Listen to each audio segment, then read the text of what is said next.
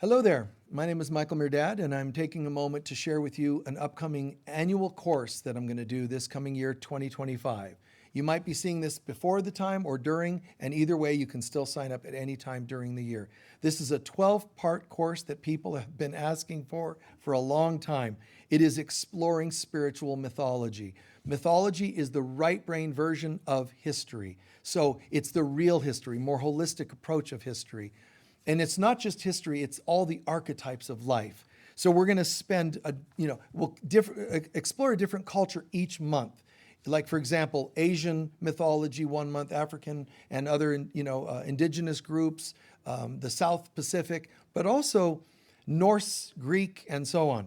The idea is to learn the truth of all life, how creation, all the processes of life and all the archetypes. Accessing, what the gods and goddesses meant, but they're not fable. These are real things that happened. The creatures that are part one animal, part another. All of this is actually part of history. So we're going to explore this. It's going to be basically beginning on Sunday, January 12th, and then it'll continue the first Sunday of every month throughout 2025. It's from 1 to 4, and that's Arizona time. So do what you can to join us.